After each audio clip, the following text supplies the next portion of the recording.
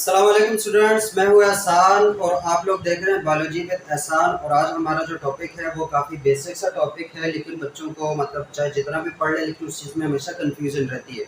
और वो क्या है हमारे पास टॉपिक जिसमें कन्फ्यूज़न रहती है, वो है हमारे पास स्ट्रक्चर ऑफ क्रोमोसोम। इस चीज़ का आज हमारा टॉपिक क्या होने वाला है, स्ट्रक्चर ऑफ क्रोमोसोम। ये जो क्रोमोसोम है इसका बेसिकली स्ट्रक्चर कैसा है। ठीक है, हम डीएनए पढ़ रहे थे, हमने डीएनए की एप्लीकेशन भी कर ली। उसके बाद ये डीएनए से रिलेटेड जो बाकी कॉन्सेप्ट्स है कि डीएनए का स्ट्रक्चर क्या वो वगैरह वगैरह वो सारा हमने कर लिया बड़ी डिटेल से। लेकिन हम अब ऑर्गेनाइजेशन की तरफ जाते हैं कि सेल के न्यूक्लियस के अंदर डीएनए किस टाइप में पड़ा होता है या किस तरह पड़ा होता है। तो उसके लिए सबसे पहले हमें क्रोमोसोम को समझना। अब देखो, क्रोमोसोम और क्रोमेटिन क्या दो नाम है हमारे पास। एक है क्रोमोसोम और एक हमारे पास क्या है, क्रोमेटिन। ये दो नाम हमें अमूमन मिलते हैं सुनने को। तो ये जो दो नाम है ये एक ही बला के दो नाम है, एक ही चीज के दो नाम है। ये क्या है, एक ही चीज के हमारे पास दो नाम है और वो क्या है, जेनेटिक इंफॉर्मेशन या जेनेटिक मटीरियल। जेनेटिक मटीरियल या हमारे पास जो डीएनए हमारे न्यूक्लियस के अंदर पड़ा हुआ है उसी को क्रोमोसोम भी बोलते हैं, उसी को हमारे पास क्रोमेटिन भी बोलते हैं। तो फिर क्यों इसको दो नाम दिए गए? तो क्रोमोसोम सेल के डिफरेंट स्टेज पे होगा, क्रोमेटिन सेल के डिफरेंट स्टेज पे होगा। ठीक है, मतलब इसका मतलब क्या हुआ कि अगर हमारे पास कोई सेल है और वो इंटरफेज में, इंटरफेज मतलब कि वो डिवाइड नहीं कर रहा, उसके अंदर डिवीजन नहीं हो रही, कोई एक सेल दो में कन्वर्ट नहीं हो रहा, तो वो उसको कहते हैं इंटरफेज या रेस्टिंग फेज उसे बोलते हैं। तो उस दौरान जो हमारे पास डीएनए होगा वो क्रोमेटिन की फॉर्म में होगा। ठीक है, धागों की फॉर्म में होगा, फाइन नेटवर्क सा होगा उसकी फॉर्म में होगा, उसको कहेंगे क्रोमेटिन। जो लेस कंडेंस्ड होता है, कम जो हमारे पास उलझा हुआ होगा, बिल्कुल कंपैक्ट नहीं होगा, थोड़ा लेस कंडेंस्ड होता है, उसको कहते हैं क्रोमेटिन। और वही क्रोमेटिन जब सेल खुद को प्रिपेयर कर लेते हैं डिवीजन के लिए, मतलब वो अगर मियोसिस माइटोसिस के लिए जाता है हमारा सेल, तो उसके बाद वही जो क्रोमेटिन है वो ऑर्गेनाइज हो जाता है, मोस्ट कॉम्पैक्ट हो जाता है, थोड़ी थोड़ी सी जगहों पे प्रॉपर एक शेप में आ जाता है। उस शेप को बोलते हैं क्रोमोसोम। क्या बोलते हैं इसको? क्रोमोसोम। ये भी थ्रेड लाइक स्ट्रक्चर है। ये क्या है हमारे पास, थ्रेड लाइक स्ट्रक्चर है। अब ये चीजें ऑटोमेटिकली वन बाय वन अब ये चीजें समझ आ जाएगी। पहले इतना पता होना चाहिए कि जो क्रोमेटिन है और जो क्रोमोसोम है ये दोनों डीएनए के ही नाम है। लेकिन जब डीएनए हमारे पास नॉन डिवाइडिंग फेज में हो, जब हमारा सेल डिवाइड नहीं कर रहा हो, तो उस वक्त हमें क्रोमेटिन नजर आता है। उस वक्त हमें कोई क्रोमोसोम जैसे स्ट्रक्चर जो है नजर ही नहीं आता। जब सेल डिवाइड कर रहा होता है तब हमारे पास जो स्ट्रक्चर है डीएनए का वो क्रोमोसोम की फॉर्म में, मतलब सारा जो डीएनए है वो एक प्रॉपर फॉर्म में, कंडेंस्ड फॉर्म में नजर आ रहा होता है, जिसको हम कहते हैं क्रोमोसोम। तो अगर तुम लोग चाहो कि यार हम कोई क्रोमोसोम देखें, तो आपको आम हालात में जब सेल डिवाइड नहीं कर रहा होता, तो चाहे आप इलेक्ट्रॉन माइक्रोस्कोप, लाइट माइक्रोस्कोप जो भी यूज करो, तुम लोगों को क्रोमोसोम नजर नहीं आएगा अगर सेल हमारे पास डिवाइडिंग स्टेज में ना हो, माइटोसिस से मियोसिस के स्टेज में ना हो, तो क्रोमोसोम नजर नहीं आने वाला। क्रोमोसोम कब नजर आता है? क्योंकि क्रोमोसोम बनता ही हमारे पास जब सेल डिवाइड करने लगता है, तो उस वक्त हमारे पास ही क्रोमोसोम के फॉर्म में डीएनए आ जाता है। तो आज हम समझेंगे क्रोमोसोम को। क्रोमेटिन हमारे पास आज का लेक्चर नहीं है, आज का लेक्चर हमारे पास क्या है, क्रोमोसोम। अब क्रोमा का मतलब क्या है, कलर, और सोम का मतलब बॉडी। तो कोई कलर्ड बॉडी है, क्या है हमारे पास, एक कोई कलर्ड बॉडी है। अब हम समझेंगे कि क्रोमोसोम क्या है। तो सबसे पहले मैं क्रोमोसोम को थोड़ा सा, जब हम जितना भी साइंटिस्ट ने क्रोमोसोम को स्टडी किया हुआ है वो डिवाइडिंग स्टेज पे स्टडी किया हुआ है। तो डिवाइडिंग स्टेज पे ये मुख्तलिफ स्टेजेस पे मुख्तलिफ फॉर्म में होते हैं। कभी ये दोनों ऐसे होंगे, किसी डिवाइडिंग स्टेज में ये अलग वो होगा, ये अलग वो होगा, किसी डिवाइडिंग स्टेज में एक इधर पड़ा होगा, एक इधर पड़ा होगा। तो वो डिफरेंट फॉर्म्स ऑफ क्रोमोसोम्स होते हैं जो कि डिफरेंट स्टेजेस पे, इंटरफेज के बाद जब मेटाफेज में और प्रोफेज में एक होगा, मेटाफेज में दूसरी फॉर्म में होगा, एनाफेज में दूसरी फॉर्म में होगा, टीलोफेज में दूसरी फॉर्म में होगा, वो सेल के साइकिल के साथ इंक्लूड हो जाएगा। आज हमारे पास जो बेसिक क्रोमोसोम है उसको समझने की कोशिश करते हैं। तो जो हमारे पास बेसिक क्रोमोसोम होता है ना, ये कुछ इस तरह का होता है। ठीक है, एक हमारे पास इस तरह का क्रोमोसोम होता है। हमारे अगर हम कोई सेल लेते तो हमारे अंदर जो क्रोमोसोम होगा उसमें से एक ये हमारे पास इस तरह का स्ट्रैंड होगा जिसको बोलेंगे क्रोमेटिड। क्या बोलेंगे इसको? क्रोमेटिड। एक स्ट्रैंड है जिसको बोलेंगे क्रोमेटिड। और बिलफर्ज ये वाला स्ट्रैंड हमारे पास आया हुआ फादर की तरफ से। कहाँ से आया हुआ है? फादर की तरफ से। एग्जैक्टली ऐसा ही एक और स्ट्रैंड भी होगा। एग्जैक्टली ऐसा ही क्या होगा, एक और स्ट्रैंड भी होगा, उसको भी बोलेंगे क्रोमेटिड। उसको भी क्या बोलेंगे? क्रोमेटिड बोलेंगे। और ये वाला स्ट्रैंड आया होगा हमारे पास किससे, मदर से। ठीक है, हमारे सेल में हम अगर डिप्लॉयड है तो इसका मतलब हमारा आधा जो एक क्रोमोसोम जो है वो आता है हमारे पास फादर से, एक हमारे पास आता है मदर से। तो उनको अगर अलग अलग कहें तो क्रोमेटिड बोलेंगे, लेकिन अगर इसको जोड़ के कहें तो फिर ये हमारे पास क्रोमोसोम बन जाता है। कैसे क्रोमोसोम बन जाता है, ये हमारे पास क्या है, स्ट्रैंड जो कि क्रोमेटिड है, इसको क्या बोलेंगे, क्रोमेटिड। वो मदर की तरफ से आया हुआ है। एक स्ट्रैंड हमारे पास क्रोमेटिड है जिसको फादर की तरफ से आया हुआ है। अब इस स्ट्रैंड को अगर हम देखते हैं तो ये स्ट्रैंड जो है इसके अंदर बेसिकली हमारा जो डीएनए है वो बड़ा कॉम्पैक्ट फॉर्म में ऐसे हुआ होता है, ऑर्गेनाइज। क्या हुआ होता है, ऑर्गेनाइज हुआ होता है। एक डीएनए का स्ट्रैंड इधर होगा, एक डीएनए का स्ट्रैंड इधर होगा, ऐसा ही है। ठीक है, ये तो मैं खुले खुले बना रहा हूँ ना, लेकिन यहाँ बहुत कॉम्पैक्ट, जैसे उस स्प्रिंग को फुल कंप्रेस कर ले तो बिल्कुल छोटा लेकिन बहुत ही कॉम्पैक्ट हो जाता है। इसी तरीके से हमारे पास जो डीएनए है वो भी इस क्रोमेटिड की फॉर्म में बिल्कुल कॉम्पैक्ट हुआ होता है आपस में। क्या हुआ होता है, बिल्कुल कॉम्पैक्ट हुआ होता है आपस में।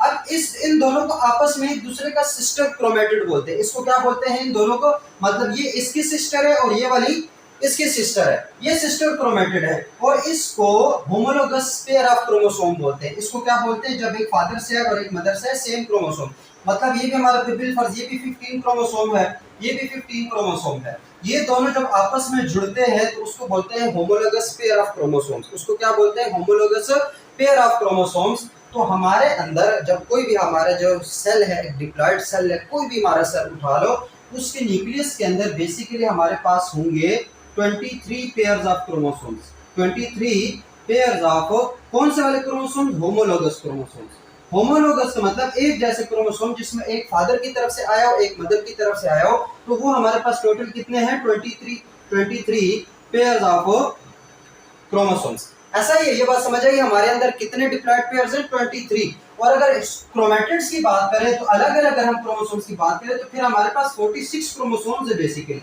क्या है हमारे पास, 56 क्रोमोसोम्स है। 56 क्रोमोसोम्स क्या है, 23 हमारे पास फादर की तरफ से आए होंगे, 23 हमारे पास मदर की तरफ से आए होंगे। तो टोटल हमारे पास क्रोमोसोम्स कितने हैं, वो 46 हैं। वो कितने हैं, 46 हैं। जबकि पेयर ऑफ क्रोमोसोम, मतलब ये अलग क्रोमोसोम है जो फादर की तरफ से है, ये अलग क्रोमोसोम है जो कि मदर की तरफ से आया हुआ है। तो इस लिहाज से हमारे अंदर 46 क्रोमोसोम्स होंगे। अगर हम पेयर की बात करें तो वो हमारे पास कितने होंगे, अगर इन दोनों को हम एक पेयर कह दें, होमोलोगस पेयर ऑफ क्रोमोसोम, तो वो हमारे पास फिर 46 के पेयर जब बनेगा तो 23 बनेंगे। क्या बनेगा हमारे पास, 23 पेयर ऑफ होमोलोगस क्रोमोसोम्स। इन 23 में से जो 22 होते हैं, 22 में से जो 23 में से जो 22 क्रोमोसोम्स के पेयर होंगे उनको बोलेंगे ऑटोसोम्स। उनको क्या बोलेंगे, ऑटोसोम्स। और एक जो पेयर होगा उसको बोलेंगे सेक्स क्रोमोसोम। उसको क्या बोलेंगे, सेक्स क्रोमोसोम। तो ये जो एक पेयर है सेक्स क्रोमोसोम, ये डिफाइन करेगा कि जो बच्चा है वो लड़का पैदा होगा, वो लड़की पैदा होगी। इसके अलावा सेक्स से रिलेटेड जितने भी हमारे पास यहाँ पे सेक्स जो है वो जीन्स को शो करेगा कि वो लड़का है या लड़की है। तो उससे रिलेटेड जितने भी मसले मसाइल हैं वो इस क्रोमोसोम के पास होंगे। उसको, वो जो एक क्रोमोसोम है उसको कहते हैं सेक्स क्रोमोसोम। जो बाकी 22 है वो हमारे पास क्या है, ऑटोसोम्स। उनको क्या बोलेंगे, ऑटोसोम। जो कि सेक्स क्रोमोसोम नहीं है उनको बोलेंगे ऑटोसोम्स। सही है, ये बात भी समझ आएगी। 22 जो हमारे पास पेयर ऑफ क्रोमोसोम्स है वो क्या है, ऑटोसोम्स है, और एक हमारे पास सेक्स क्रोमोसोम है। ये तो यहाँ तक की बात है। अब थोड़ा सा हमने, क्योंकि हमें स्ट्रक्चर को समझना है तो क्रोमोसोम के स्ट्रक्चर को समझना है। क्रोमोसोम के स्ट्रक्चर से पहले क्रोमेटिड्स, और हमारे पास ये फादर और मदर से ये क्रोमेटिड है। इसके अंदर भी एक डीएनए का मॉलिक्यूल होता है। क्या होता है, एक डीएनए का मॉलिक्यूल। इसके अंदर तकरीबन 140 मिलियन न्यूक्लियोटाइड्स होते हैं। कितने होते हैं, 140 मिलियन न्यूक्लियोटाइड्स। कोई छोटी बात नहीं है। 140 मिलियन को गिनते जाओ तो फिर गिनते ही जाओ। इतने ज्यादा हमारे पास न्यूक्लियोटाइड्स हैं जिनका ये एक डीएनए का मॉलिक्यूल बना हुआ है। तो एक डीएनए का मॉलिक्यूल इसके पास होता है, एक डीएनए का मॉलिक्यूल इसके पास होता है। इसके पास भी वही ट्रेड्स होंगे, इसके पास भी वही ट्रेड्स होंगे। फिर वो जेनेटिक्स में जाएंगे कि कौन से वाला इसका एलील है, कौन सा उसका जीन है, वो सारी चीजें वो अलग है, वो वहां पे ना पढ़ो। यहाँ पे आप सिस्टर क्रोमैटिड की समझ आ गई। अगर इस सिस्टर क्रोमैटिड को मैं देखूं, बाकी चीजें तो हम साथ साथ ही कर लेंगे। जो आम किताबों में लिखा हुआ वो चीजें तो साथ ही है, वो तो कहीं नहीं जा रही, तो अभी हम समझ लेंगे, उसमें मसला नहीं है। अगर ये हमारे पास क्या है, एक क्रोमोसोम है जो कि फादर की तरफ से, मदर की तरफ से, जिधर से भी आए उसको छोड़ो। ये जो एक क्रोमोसोम है इसके गिर्द कोई प्रोटीन की कवरिंग होती है। किसकी कवरिंग होती है, प्रोटीन की छोटी सी मतलब पतली सी कवरिंग होगी, प्रोटीन की कवरिंग होगी, उसको बोलते हैं पेलिकल। उसको क्या बोलते हैं?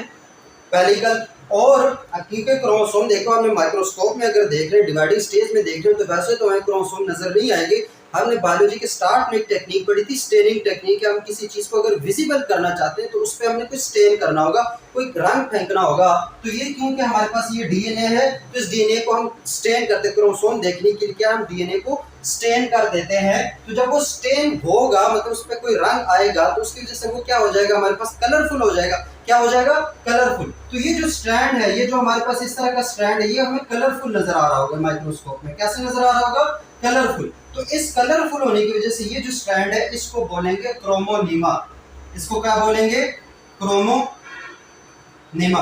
क्रोमोनिमा क्या है? मतलब ये माइक्रोस्कोपिक टर्म्स है। जब लैब के अंदर हम किसको देख रहे थे? क्रोमोसोम को देख रहे थे। तो ये उस वक्त के टर्म्स है कि हमारे पास ये जो कलरफुल इस तरह की ये चीज नजर आएगी, इसको हम बोलेंगे क्रोमोनिमा। क्रोमोनिमा, क्रोमो से पता चल रहा है कि ये हमारे पास क्या है, एक स्ट्रैंड है जो कि कलरफुल है। अब अगर इस स्ट्रैंड को गौर से देखें तो देखो, हम ऑर्गेनाइजेशन में जब जाएंगे तो हमें पता है कि जो ऑक्टामर हिस्टोन प्रोटीन्स होते हैं, क्या होते हैं? Octamer histone proteins. उनके गिर्द हमारे पास 2 बार ये डीएनए रैप अप हुआ होता है। न्यूक्लियोसोमल स्ट्रक्चर याद आ रहा होगा, तो वो जो डीएनए रैप अप होते हैं 2 बार ट्वाइस, तो वो एक स्ट्रक्चर बनाते हैं न्यूक्लियोसोम। तो ये बीड की स्ट्रक्चर में मतलब ये एक ये हो गया, फिर यहाँ से आगे फिर एक ये हो गया, इसके गिर्द भी लिपटा होता है। और ये मतलब इस पूरा डीएनए जो है वो हिस्टोन प्रोटीन्स के गिर्द लिपटा हुआ होता है। क्या हुआ होता है? लिपटा हुआ होता है। तो इस हिस्टोन प्रोटीन्स की वजह से ये हमारे पास थोड़ा ग्रैन्युलर सा नजर आएगा। क्या नजर आएगा? दानेदार नजर आएगा, ग्रैन्युलर सा नजर आएगा। ठीक है, इस हिस्टोन प्रोटीन्स की वजह से हमें क्या नजर आएगा? थोड़ा सा दानेदार या ग्रैन्युलर नजर आएगा। और वो प्रोटीन्स का रंग थोड़ा और होगा। मतलब जो डीएनए है, जब स्टेनिंग के दौरान डीएनए एक और रंग पकड़ेगा, प्रोटीन एक और रंग पकड़ेगा, तो उस प्रोटीन के रंग, ये हिस्टोन प्रोटीन है ना, इस पे कलर पड़ने की वजह से इस पे थोड़े थोड़े से दाने की शक्ल में कुछ चीजें हमें नजर आएगी। तो उसको बोलते हैं, ये जो दाने, ये जो बीड लाइक स्ट्रक्चर से बन जाते हैं, इसको बोलेंगे क्रोमोमेयर। इसको क्या बोलेंगे हम? क्रोमोमेयर। तो क्रोमोमेयर क्या है? बेसिकली हमारे पास जो प्रोटीन्स है, क्या है हमारे पास? जो प्रोटीन्स है जिनके गिर्द ये डीएनए रैप अप हुआ होता है, तो वो प्रोटीन स्टेनिंग के बाद थोड़े से बीड्स लाइक स्ट्रक्चर, जैसे तस्बीह के दाने होते हैं, इससे बीड्स लाइक स्ट्रक्चर हमें नजर आ रहे होते हैं, उनको बोलते हैं क्रोमोमेयर। उनको क्या बोलते हैं? क्रोमोमेयर। जबकि ये जो स्ट्रैंड है, ये हमें उसको क्या बोलेंगे? उसको हम बोलेंगे क्रोमोनिमा। अब बेसिकली ये जो क्रोमोनिमा है वो डीएनए ही है, डबल स्ट्रैंडेड डीएनए ही है हमारे पास। अगर हम अपनी बात करते हैं तो हमारे अंदर ये डीएनए ही है। लेकिन माइक्रोस्कोपिक टर्म्स में जब वो माइक्रोस्कोप के नीचे वो नजर आ रहा था, तो उस वक्त इसको क्या बोलेंगे हम? क्रोमोनिमा। तो क्रोमोनिमा और क्रोमोमेयर जो है थोड़े से अजीब सा टॉपिक थे, जो कभी कभी आ जाते हैं और कुछ स्टूडेंट्स को पता नहीं होता कि यार सेंट्रोमेयर तो पढ़ा हुआ है, बाकी सारी चीजें पढ़े, तो ये क्रोमोमेयर और क्रोमोनिमा क्या बुलाए। तो ये चीजें यहाँ पे समझने वाली थी। तो क्रोमोनिमा बेसिकली हमारे पास क्या है? डीएनए है। क्रोमोमेयर बेसिकली हमारे पास क्या है? वो हिस्टोन प्रोटीन्स है। वो क्या है? हिस्टोन प्रोटीन्स है। तो यहाँ से एक बात और पता चली कि जो हमारे पास क्रोमोसोम है, जो हमारा क्रोमोसोम है, उसमें सिर्फ डीएनए नहीं होता। तो अगर उस लिहाज से देखें तो हमारे क्रोमोसोम के अंदर 40% डीएनए है। क्या है हमारे पास? 40% डीएनए है और 60% हमारे पास प्रोटीन्स है। 60% क्या है? प्रोटीन, जो कि बेसिकली यहाँ पे होंगी हिस्टोन प्रोटीन्स। यहाँ पे क्या होंगी? वो हिस्टोन प्रोटीन्स। तो इस लिहाज से हमारा क्रोमोसोम देखो, हम कहते हैं क्रोमोसोम के अंदर बेसिकली हमारे पास डीएनए होता है, तो सिर्फ डीएनए नहीं है, डीएनए न्यूक्लिक एसिड है। तो न्यूक्लिक एसिड तो उसमें 40% है। जो बाकी 60% क्रोमोसोम है वो प्रोटीन्स का बना हुआ है, वो हिस्टोन प्रोटीन्स है, जो कि डीएनए के को रैप करने में, उसको कंडेंस करने में हेल्प कर रहे हैं। हिस्टोन प्रोटीन के बारे में पढ़ेंगे जब हम ऑर्गेनाइजेशन की तरफ जाएंगे, न्यूक्लियोसोम स्ट्रिंग की तरफ जाएंगे, वो आप इसको डिटेल से पढ़ लेंगे। यहाँ पे इतना पता हो कि क्रोमोमेयर की वजह से ये चीज याद आए कि जो प्रोटीन्स है क्रोमोसोम के अंदर, हमें प्रोटीन्स भी मिलेंगी, हमारे पास डीएनए भी मिलेगा। और ये डीएनए क्रोमोसोम बीट लमी ये बनते बनते बनते बनते पूरा क्रोमोसोम के एक स्ट्रक्चर बना लेते हैं। तो ये जो क्रोमोसोम है, ये भी बात समझिए कि पेरिकल क्या कुछ प्रोटीन है जो किस क्रोमोसोम को कवर कर रही होती है, ताकि बाहर को कोई एंजाइम उसको काट न दे। जैसे न्यूक्लियस कई सारे एंजाइम है तो क्रोमोसोम को डैमेज तो कर सकते हैं, तो उससे बचाने के लिए पेरिकल की प्रोटीन कवरिंग होती है जो क्रोमोसोम की बाहर होती है। उसके अंदर फिर हमारे पास ये डीएनए और प्रोटीन जो है वो क्रोमोनिमा और क्रोमोमेयर के फॉर्म में पड़ा हुआ होता है। ये बात हो गई। उसके बाद ये चीजें तो हो गई।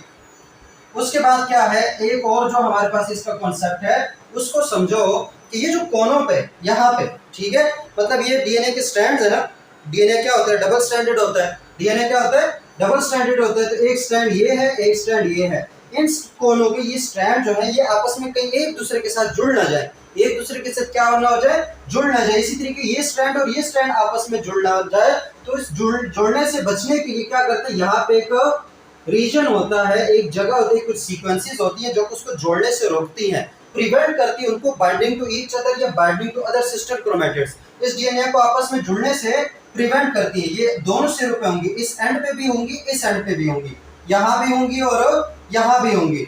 इसको क्या बोलते हैं, ये वो वाले स्ट्रक्चर, वो वाले सीक्वेंसेस जो कि डीएनए को आपस में बाइंडिंग से जोड़ेंगे, रोकेंगे। या जो सिस्टर क्रोमेटिड्स की ये डीएनए, मतलब अगर यहाँ भी ये ना होता, ये भी खाली होता, ये भी खाली होता, तो आपस में जुड़ने की बजाय क्या कि ये उठा के यहाँ से इसका जुड़ के लंबा से क्रोमोसोम बना लेंगे, तो फिर स्ट्रक्चर हमारा डिस्टर्ब हो जाएगा। तो यहाँ से बचाने के लिए इस तरह के स्ट्रक्चर्स होते हैं, इनको बोलते हैं टीलोमर्स। इसको क्या बोलेंगे हम, टीलोमर्स। इसको क्या बोलेंगे हम, टीलोमर्स। तो टीलोमर्स बेसिकली क्या है, टीलोमर्स हमारे पास ऐसे सीक्वेंसेस हैं, ऐसे स्ट्रक्चर हैं जो कि डीएनए जो सिस्टर क्रोमेटिड्स हैं उनको आपस में बाइंड बनाने से, उनको बाइंड होने से प्रिवेंट करेंगे, रोकेंगे। एक तो हमारे पास ये हो गए टीलोमर्स। उसके बाद इससे एक और चीज का पता, एक तो हमारे पास ये है कि ये जो है ना वो प्रिवेंट करेंगे आपस में जुड़ने से। दूसरा ये है कि एजिंग में हेल्प करते हैं। किसमें, एजिंग डिवाइड में, एजिंग में जो है ना ये टीलोमर्स इन्वॉल्व होते हैं। कैसे कि अगर टीलोमर्स हमारे पास लेंथ में ज्यादा है तो इट्स मीन कि उसकी उम्र कम है, तो उसकी उम्र क्या होगी, कम होगी। और अगर ये जो टीलोमर्स है ये लेंथ में कम होते जा रहे हैं तो इट्स मीन कि वो उसकी उम्र उस बंदे की ज्यादा होती जा रही है। उस बंदे की उम्र क्या होती जाएगी, एज क्या हो जाएगी, ज्यादा हो जाएगी। बिलफर्ज हमें कोई क्रोमोसोम मिलता है तो हमें नहीं पता कि ये क्रोमोसोम जो है वो किस एज के वाले का बंदा है, तो हम उसके टीलोमर्स देखेंगे। अगर उसकी टीलोमर्स की लेंथ है, अगर वो लेंथ कम है तो इट्स मीन कि ये बंदा बूढ़ा था, कोई बुढ़ा था, कोई ज्यादा उम्र का बंदा था। और अगर उस टीलोमर्स की लेंथ ज्यादा है तो इट्स मीन कि ये कोई बच्चे का या अभी इसकी उम्र कम है। तो इस लिहाज से एजिंग में भी इन्वॉल्व होते हैं। तो अभी टीलोमर्स पर बहुत ज्यादा रिसर्च चल रही है। उसके बाद टीलोमर्स को जो क्या करने के लिए, रेगुलेट करने के लिए एक एंजाइम होता है, उसको बोलते हैं टीलोमरेज। ये चीजें साथ एक्स्ट्रा मैं बता रहा हूँ, इसको क्या बोलते हैं, टीलोमरेज। तो टीलोमरेज बेसिकली हमारे पास RNA dependent DNA polymerase enzyme ही होता है जो कि इस वाले को क्या कर रहा है, कंट्रोल कर रहा होता है। इसकी लेंथ को कंट्रोल कर देता है, ना बहुत ज्यादा बढ़ने देते हैं ना बहुत ज्यादा कम होने देते। इस तरह की काफी सारे इसमें एजिंग फैक्टर्स भी आ जाते हैं, सारी चीजें वो एक अलग बात है। लेकिन ये टीलोमर्स बताना जरूरी था तो ये बता दिए। अब होने क्या वाला है, ये भी क्या हमारे पास एक क्रोमेटिड है, ये भी हमारे पास एक क्रोमेटिड है। इसको समझो, तो ये क्रोमेटिड और ये क्रोमेटिड आपस में एक पॉइंट से जुड़ने वाले हैं। क्या होने वाले हैं, जुड़ने वाले हैं। इनको मैं यहाँ पे ऐसे जोड़ रहा हूँ कि एक ये हमारे पास क्रोमेटिड है और एक ये क्रोमेटिड है। अब अंदर की जो चीजें वो मैं बता चुका हूँ, तो वहां आगे में फिर ये वाला नहीं ड्रा करने वाला। देखो हमारे पास एक क्रोमोसोम ये था जिसे यहाँ पे टीलोमर्स लगे हुए थे ऐसे, एक क्रोमोसोम ये था, एक क्रोमोसोम ये वाला है, ये आपस में ऐसे जुड़ जाएंगे, ये पॉइंट आपस में क्रॉस एक्स के शेप में आ जाएंगे ऐसे। ये क्रोमोसोम है, एक ये क्रोमोसोम है, आपस में ये एक्स के फॉर्म में आ गए। तो इस पॉइंट पे, जिस पॉइंट पे ये आपस में जुड़ गए हैं, इस पॉइंट को क्या बोलेंगे, इस पॉइंट को कुछ याद आ रहा है, जिस पॉइंट पे ये आपस में जुड़ गए हैं इस पॉइंट को हम बोलेंगे सेंट्रोमेयर। इस पॉइंट को क्या बोलेंगे हम, सेंट्रोमेयर। तो सेंट्रोमेयर की समझ आ गई। सेंट्रोमेयर बेसिकली कौन सा पॉइंट है, वो वाला पॉइंट है जहां पर ये जो दोनों क्रोमोसोम ये आपस में जुड़ गए हैं, इसको क्या बोलेंगे, सेंट्रोमेयर। और इसी सेंट्रोमेयर के ऊपर क्या होती है हमारे पास, बेसिकली काइनेटिक कोर प्रोटीन्स होती हैं। कौन सी प्रोटीन्स होती है, काइनेटिक कोर। ये भी लिख देता हूं यहाँ पे, इस पे होती है काइनेटिक कोर प्रोटीन्स। अब इन काइनेटिक कोर प्रोटीन्स का काम क्या है, ड्यूरिंग सेल डिवीजन जब स्पिंडल फाइबर दोनों कोनों से आ रहे होते हैं ना, तो वो क्रोमोसोम को पकड़ मतलब बांधने के लिए, क्योंकि खींचे के बाद में ये दोनों क्रोमोसोम अलग करने वाले हैं, तो उनको खींचने के लिए क्या करते हैं, वो यहाँ पे जो स्पिंडल फाइबर्स हैं वो यहाँ पे आके अटैच हो जाते हैं। तो काइनेटिक कोर प्रोटीन्स पे जाके अटैच होते हैं, जो कि कहाँ पे होंगे, सेंट्रोमेयर पे होंगे। तो सेंट्रोमेयर के ऊपर ही हमारे पास बेसिकली काइनेटिक कोर प्रोटीन्स होती है जो कि स्पिंडल फाइबर्स को हेल्प करेंगे ड्यूरिंग सेल डिवीजन। तो वो चीज भी समझ आ गई। इस पॉइंट को क्या बोलेंगे, सेंट्रोमेयर बोलेंगे। क्या बोलेंगे हम, सेंट्रोमेयर बोलेंगे। ये चीज भी हो गई। उसके बाद देखो इस सेंट्रोमेयर की बेसिस पे, इसमें इस सेंट्रोमेयर के बेसिस पे हमारे पास क्रोमोसोम्स की कई टाइप्स आ जाती है। मतलब ये जो 23 क्रोमोसोम्स हैं उसमें कुछ एक टाइप के होंगे, कुछ दूसरी टाइप के होंगे, कुछ तीसरी टाइप के होंगे, एटसेट्रा एटसेट्रा। ठीक है, तो हमारे पास ये सेंट्रोमेयर है। क्या है हमारे पास? सेंट्रोमेयर है। तो अगर सेंट्रोमेयर में यहाँ पे लिख देता हूँ, यह सेंट्रोमेयर की बात होगी। ठीक है, अगर ये सेंट्रोमेयर बिल्कुल सेंटर में है, क्या है हमारे पास? ये सेंट्रोमेयर बिल्कुल सेंटर में है। ये सेंट्रोमेयर के बाद इधर देखो, ये जो सेंट्रोमेयर के बाद है ये एक आर्म है डीएनए का, ये दूसरा आर्म है। ठीक है, इसको क्या बोलते हैं? इसको मैं कहता हूँ ये फर्स्ट आर्म है, ये पहला बाजू है, ये उसका सेकंड आर्म है। ऐसे ये दो बाजू, मतलब ये सेंट्रोमेयर है ना, ये क्रोमोसोम है, उसके बीच में ये सेंट्रोमेयर है। तो सेंट्रोमेयर की वजह से एक बाजू उसको उधर चला गया, एक बाजू इसका इधर चले, इसको कहते हैं आर्म्स। एक ये आर्म है और ये आर्म है। तो अगर हमारे पास सेंट्रोमेयर बिल्कुल क्रोमोसोम के सेंटर में जुड़ा हो, मतलब जितना ये वाला आर्म हो उतना ही दूसरे वाला आर्म हो, उनमें कोई फर्क ना हो, बिल्कुल सेंटर में हो। If centromere is at centre, क्या अगर सेंट्रोमेयर हमारे पास एट सेंटर हो, बिल्कुल सेंटर में हो, तो उस क्रोमोसोम को बोलेंगे मेटासेंट्रिक क्रोमोसोम। उसको क्या बोलेंगे?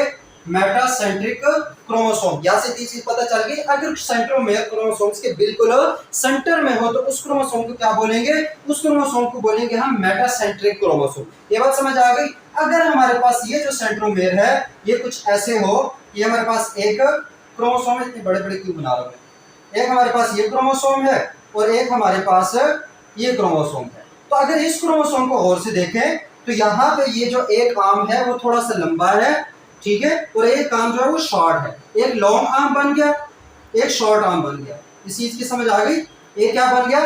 लॉन्ग आर्म बन गया और एक शॉर्ट आर्म बन गया। ये जो शॉर्ट आर्म है इसको बायो की जुबान में पी आर्म बोलते हैं। कौन सा आर्म बोलते हैं? पी। और ये जो लॉन्ग है इसको क्यू आर्म बोलते हैं। ये चीजें समझो, ये चीजें आप जब जेनेटिक्स में जाओगे तो जीन की जो हमारे पास आइडेंटिफिकेशन होती है कि जो हमारा जीन है वो कौन से क्रोमोसोम पे किस जगह पे प्रेजेंट है, तो वो लोकेशन आइडेंटिफाई करने के लिए पी और क्यू इस्तेमाल किया जाता है। कि बिलफर्ज हमारे पास कोई हो 17 पी 23, इस तरीके से कोई हो तो इसका मतलब जो 17 नंबर क्रोमोसोम है उसका पी आर्म देखो और उस पर 23 पोजीशन देखो, तो पी आर्म कौन सा होता है? Short arm. तो यहाँ से हमें पता चल जाएगा कि हमारा जो जीन है वो यहाँ पे कहीं प्रेजेंट है। अगर यहाँ पे क्यू लिखा हो, क्या लिखा हो? क्यू लिखा हो, तो इट्स मीन तो लॉन्ग आर्म में प्रेजेंट है हमारा जीन, तो इस चीज को वहां पे हमने देखना है। तो शॉर्ट आर्म को क्या बोलेंगे? पी आर्म, और लॉन्ग आर्म को क्या बोलेंगे? Q arm. तो मैं बता रहा था कि अगर सेंट्रोमेयर बिल्कुल सेंटर में है तो वो तो हो गया मेटासेंट्रिक। अगर सेंट्रोमेयर सेंटर से थोड़ा दूर है, मतलब ये सेंट्रोमेयर देखो, सेंटर ये बनता था, ये थोड़ा सा सेंटर से आगे चला गया, तो उसको क्या बोलेंगे? अगर ये slightly away from the centre हो, क्या हो हमारे पास? Slightly away from centre, slightly away from centre. अगर इस सेंटर से थोड़ा सा दूर हो सेंट्रोमेयर, तो उसको बोलेंगे सब मेटासेंट्रिक। उसको क्या बोलेंगे? सब मेटा सेंट्रिक क्रोमोसोम। ऐसे क्रोमोसोम, ऐसे होमोलोगस पेयर ऑफ क्रोमोसोम जिसमें सेंट्रोमेयर जो है वो सेंटर से थोड़ा दूर हो, तो उसको क्या बोलेंगे? क्या बोलेंगे? उसको सब मेटासेंट्रिक क्रोमोसोम। ये बात भी समझ आ गई?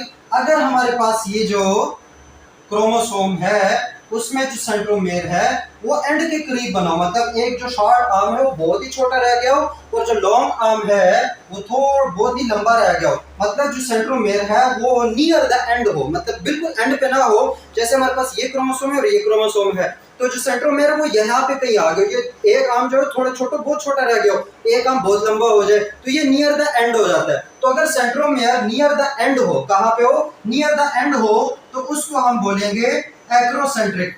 उसको क्या बोलेंगे हम? ये नाम याद रखो, एक्रोसेंट्रिक क्रोमोसोम। एक्रोसेंट्रिक क्रोमोसोम क्या होगा? जिसमें सेंट्रोमेयर जो है वो हमारे पास क्या हो? नियर द एंड हो, नियर द एंड हो, मतलब जो कोने हैं उसके करीब हो, तो उसको क्या बोलेंगे?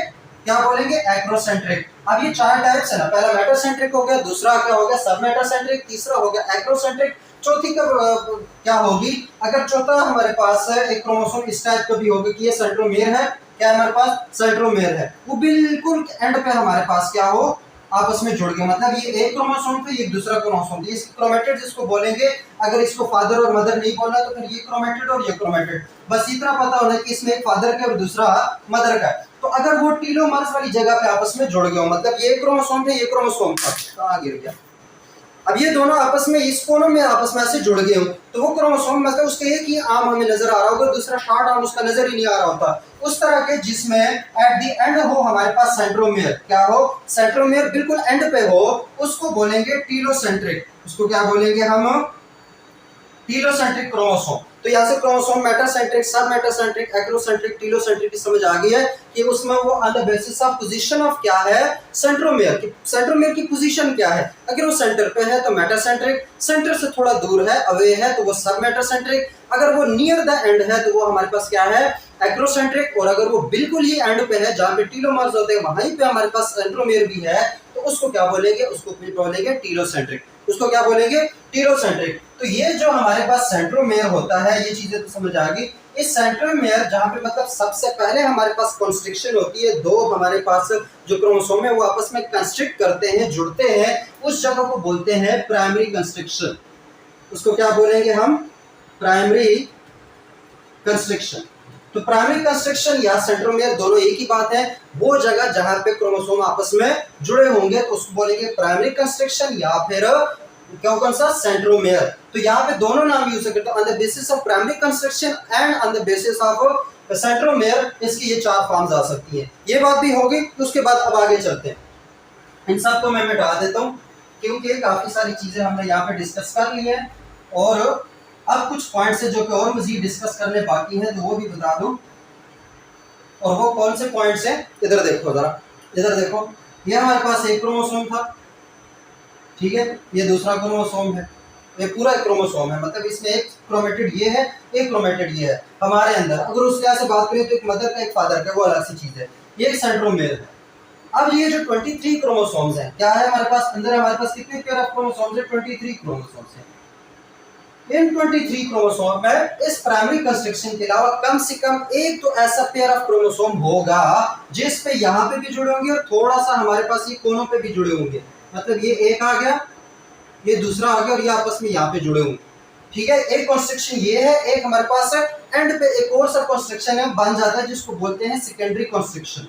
क्या बोलेंगे उसको, सेकेंडरी कंस्ट्रक्शन। अब सेकेंडरी कंस्ट्रक्शन मतलब क्या है, अब सारे क्रोमोसोम जरूरी नहीं है कि यहाँ पे मतलब सारों के अंदर प्राइमरी कंस्ट्रक्शन हो, सेकेंडरी कंस्ट्रक्शन हो। प्राइमरी सब में जरूरी है, सेकेंडरी सब में जरूरी नहीं है, लेकिन कुछ क्रोमोसोम्स होंगे जिसमें वो दो पॉइंट्स पे आपस में अटैच होंगे। पहला पॉइंट उसका प्राइमरी कंस्ट्रक्शन होगा, जो दूसरा पॉइंट होगा वो सेकेंडरी कंस्ट्रक्शन होगा। कौन सा कंस्ट्रक्शन होगी, सेकेंडरी कंस्ट्रक्शन। सेकेंडरी कंस्ट्रक्शन का दूसरा नाम है न्यूक्लियोलर, क्या नाम है, न्यूक्लियोलर ऑर्गेनाइजर। ये नाम याद रखो, ये एमसीक्यूज में आते रहते हैं, क्वेश्चन में आते रहते हैं, what is nuclear organiser, what is primary constriction, what is centromere, तो ये सारी चीजें। सेकेंडरी कंस्ट्रक्शन को ही दूसरा नाम क्या बोलते हैं, न्यूक्लियोलर ऑर्गेनाइजर। और यही न्यूक्लियोलर ऑर्गेनाइजर जो है, यही जो कंस्ट्रक्शन है, ये वाली कंस्ट्रक्शन, ये जब इंटरफेस में हमारा सेल इंटर करेगा, मतलब डिवाइड होने के बाद इंटरफेस में जाएगा, ग्रो करने वाले फेज में जाएगा, तो यही सेकेंडरी कंस्ट्रक्शन हमारे पास न्यूक्लियोलस बनाएगा। क्या बनाएगा, न्यूक्लियोलस। मतलब सेकेंडरी कंस्ट्रक्शन में ऐसे जीन्स होंगे जो कि बाद में न्यूक्लियोलस बनाएंगे। अब न्यूक्लियोलस कौन सा रीजन है, वो रीजन जहां पे राइबोसोम्स बनते हैं उसको न्यूक्लियोलस बोलते हैं। न्यूक्लियोलस को कौन बनाता है, हमारे पास सेकेंडरी कंस्ट्रक्शन या फिर न्यूक्लियोलर ऑर्गेनाइजर जो है वो हमारे पास न्यूक्लियोलस की फॉर्मेशन में हेल्प आउट करेगा। ये तो बात हो गई। उसके बाद जब ये सेकेंडरी कंस्ट्रक्शन के बाद जो वाला जो डीएनए है, मतलब ये तो सारा डीएनए है ना, इसके बाद वाला जो डीएनए है वो 9 ब्लॉक स्ट्रक्चर में आ जाएगा। इस तरह क्या आ जाएगा, एक 9 ब्लॉक स्ट्रक्चर हो जाएगा, एक बाल की तरह स्फेरिकल स्ट्रक्चर जो है इस सेकेंडरी कंस्ट्रक्शन के बाद बन जाएगा। ये वाला स्ट्रक्चर इस तरह के 9 ब्लॉक स्ट्रक्चर बन जाएगा। इस 9 ब्लॉक स्ट्रक्चर को हम बोलते हैं सैट डीएनए। इसको क्या बोलेंगे हम, सैट डीएनए, या फुल फॉर्म इसका है सैटेलाइट डीएनए। कौन सा डीएनए, सैटेलाइट डीएनए, या इन शॉर्ट कहेंगे सैट डीएनए। दूसरा नाम इसका है जंक डीएनए। क्या नाम है, जंक डीएनए। मतलब ये जंक डीएनए या इसको सैट डीएनए बोलते हैं, सैटेलाइट डीएनए। वो ये कि 9 ब्लॉक स्ट्रक्चर है जो कि आफ्टर क्या है, मतलब प्राइमरी कंस्ट्रक्शन तो होगी, सेकेंडरी कंस्ट्रक्शन के बाद जो क्रोमोसोम बचेगा वो एक 9 ब्लॉक स्ट्रक्चर में नीचे आ जाएगा। उसको क्या बोलेंगे हम, सैटेलाइट डीएनए या फिर जंक डीएनए। अब बाज़ बुक्स में ये कहा जाता है कि ये यूजलेस डीएनए है, तो ये एक सेंस में यूजलेस है, एक सेंस में यूजलेस नहीं है। अगर हम बात करें कि कोई जो ट्रेड्स हैं, जो हमारे पास जीन्स है जो किसी प्रोटीन्स को बना रही होंगी, किसी एंजाइम्स को बना रही है, तो फिर बात ठीक है। इस वाले डीएनए के अंदर ऐसा कोई हमारे पास सीक्वेंस नहीं है जो किसी प्रोटीन को बना रहा है, उसको कोड कर रहा हो। इस डीएनए के अंदर ऐसा कोई प्रोटीन कोडिंग सीक्वेंसेस नहीं है, तो उस लिहाज से तो ये यूजलेस हुआ। लेकिन हमारे पास यही सैटेलाइट डीएनए जो है ये आपका इन्वॉल्व होता है, क्योंकि इसी सैटेलाइट डीएनए के अंदर हमारे पास रिपीटेड सीक्वेंसेस होती है। सैटेलाइट डीएनए के अंदर क्या होंगे, रिपीटेड सीक्वेंसेस होती है। वो रिपीटेड सीक्वेंसेस जो है वो हर बंदे की डिफरेंट होंगी।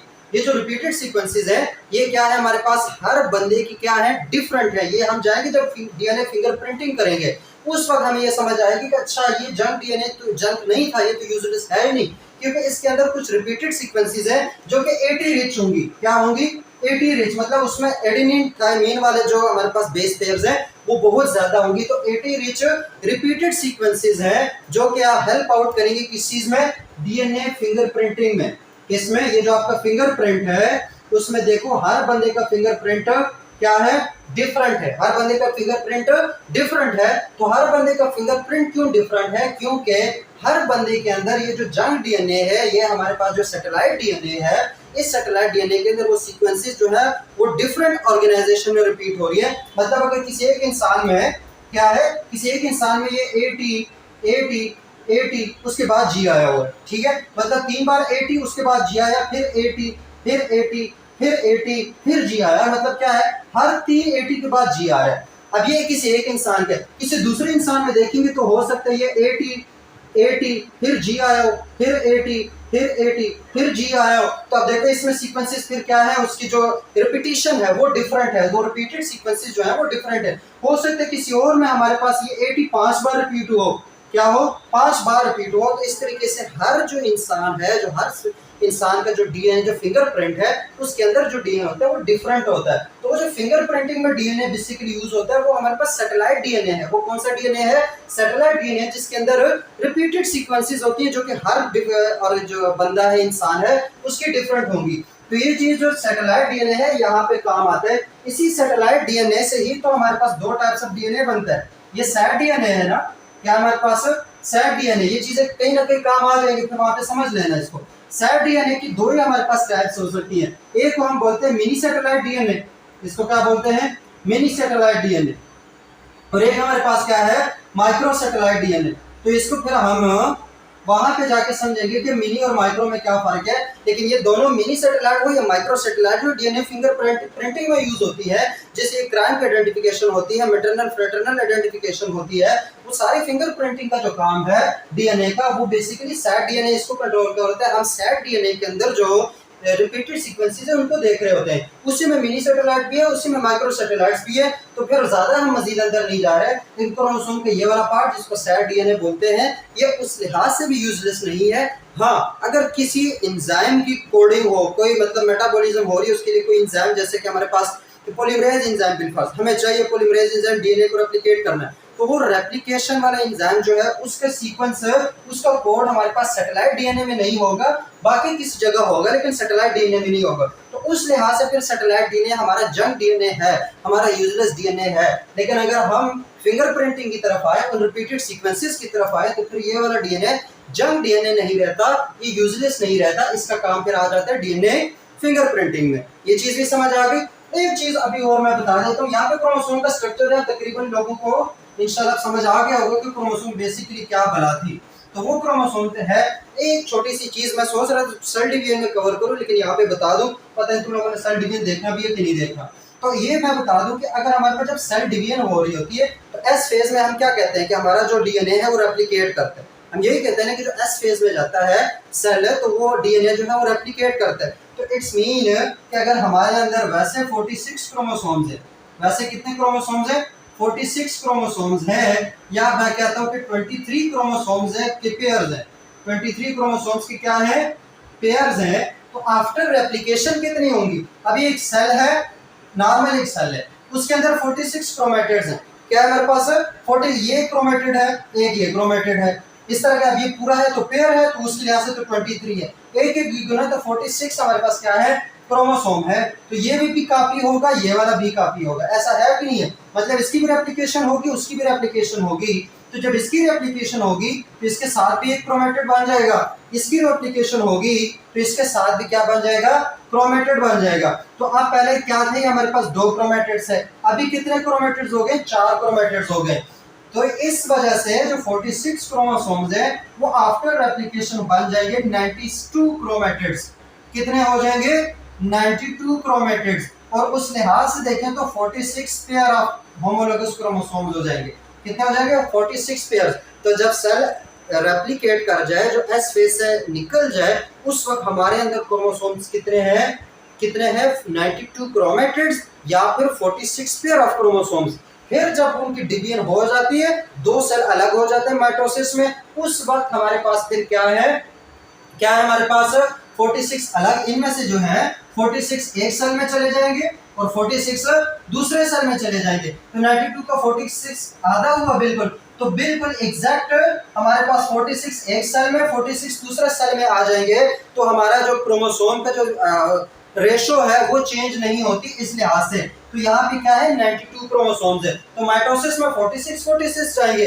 इसी तरीके से हम कहते हैं कि मियोसिस के अंदर एक सेल से 4 बनते हैं, एक सेल से कितने बनते हैं, 4 बनते हैं, जो कि सारे के सारे हैप्लॉइड होते हैं। क्या होते हैं, हैप्लॉइड। तो अगर एक सेल में बिलफर्ज अगर ये 92 हम कंसीडर ना करें, 46 कंसीडर करें, तो सब में अगर इक्वल भेजेंगे तो कितना भेजेंगे, 46 डिवाइडेड बाय 4 करो तो ये हो जाएगा हमारे पास 11.25 आई थिंक। तो 11.25 का तो कोई कंसेप्ट बन ही नहीं सकता, 11.5 का, सॉरी 11.5 का तो हमारे पास कोई कॉन्सेप्ट बन ही नहीं सकता कि यार 11.5 क्रोमोसोम जा रहे हैं। तो वहां पे फिर ये चीज एक्सप्लेन होती है, क्योंकि रेप्लिकेशन के बाद जो 46 क्रोमोसोम्स थे वो बन गए 92 क्रोमोसोम्स। कितने बन गए, 92 क्रोमोसोम। अब ये अगर 4 में जाएंगे 4 सेल्स में तो कितने कितने जाएंगे, ये 2 हो गए और ये 3 हो गए, तो 23 हर एक सेल में जाएंगे। 23 इसमें, 23 इसमें, 23 इसमें, 23 इसमें। अब हम कहते हैं कि डिप्लॉयड में हमारे क्रोमोसोम में 46 क्रोमोसोम होते हैं, तो वो डिप्लॉयड है।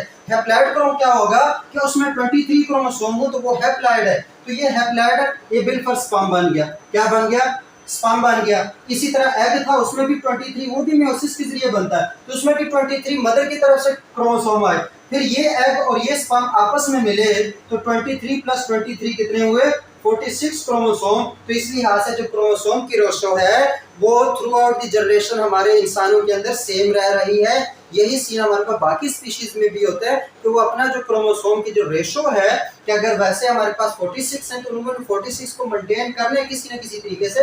तो ये चीजें भी यहाँ पे आपको समझ आ गई कि वो हमारे पास कब कितनी होती, ये चीजें पता होनी चाहिए। तो होप सो आप लोगों को क्रोमोसोम से रिलेटेड सारी जो इन्फॉर्मेशन थी या जो सारी इंपॉर्टेंट बातें थी वो कोशिश की मैंने कि मैं बता दूं, तो वो मैंने बता दी है।